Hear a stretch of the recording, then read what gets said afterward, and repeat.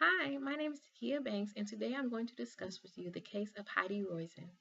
Heidi Roizen was a venture capitalist at SoftBank Venture Capital. Throughout her career, she built a strong network to help the company she co-founded compete against other software developers.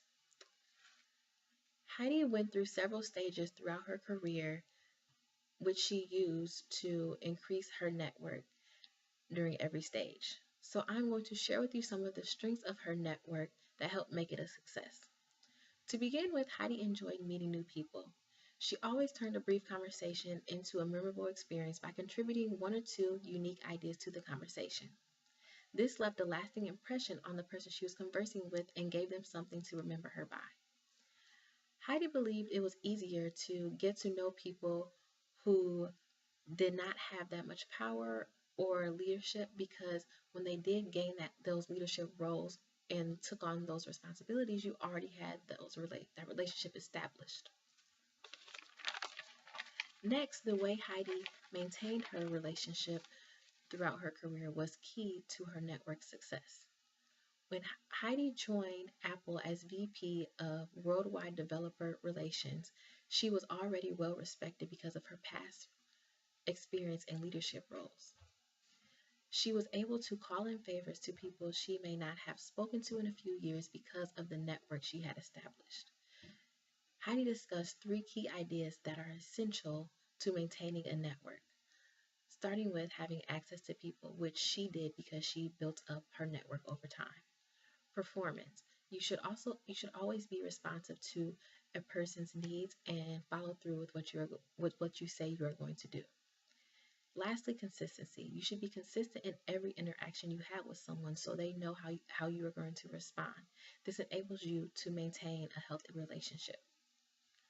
Finally, the way Heidi leveraged her network was another key to her network success. Because she had created such a strong network, it became one of her greatest assets. She was able to use her network to help others find new career opportunities.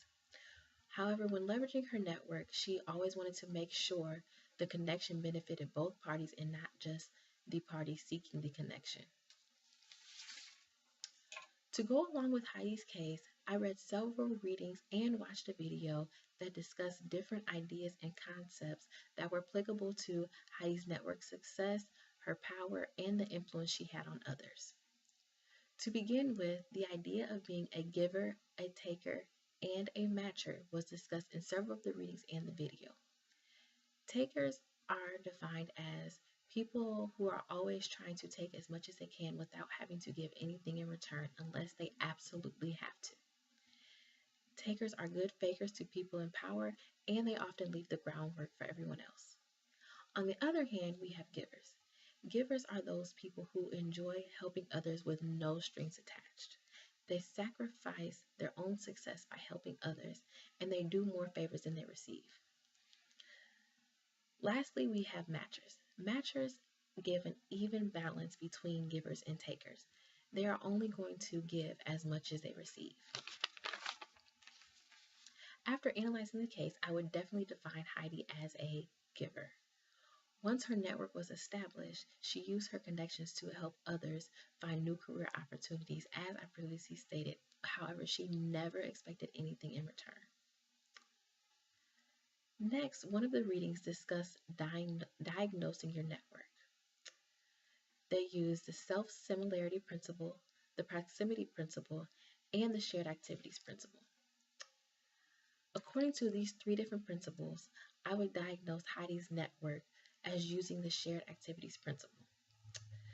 This principle said that networks forge through high stakes activities that connect you with diverse others. As Heidi continued to build her network, she gained power and created a network of diversity. An example of Heidi using the shared activities principle is the way she became the nucleus of her very own network. As she continued to build her network, she forged relationships with other nuclei of other networks. This enabled her to keep in touch with all the people within these networks. Finally, I'm going to discuss the science of persuasion and how certain principles helped Heidi build a stronger network and influence others. To begin with, I'm going to discuss the principle of reciprocity. People give what they want to receive. She believed there had to be a balance between every relationship. You cannot always be the one asking for favors, and on the other hand, you cannot always be the one giving favors. She also took the other person's time into consideration before asking the favor. The principle of consistency.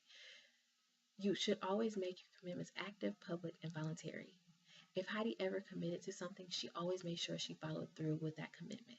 When she offered her help to others, it was never forced, it was always voluntary, and she enjoyed doing it. Lastly, we have the principle of authority. You should expose your expertise and do not always assume it's self evident. People always defer to experts. Heidi's voice was well respected because of her experience and the success that the company she worked for had due to her influence. The article discusses how people outside of the United States may gather for dinner the night before a meeting to make the meetings an opportunity to network.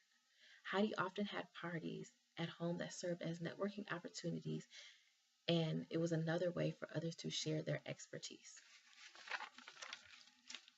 Heidi used all of these concepts and ideas to influence others, gain power, and establish the strong network she attained. This case analysis helped me learn and understand different concepts and ideas in order to create a successful network. Thank you.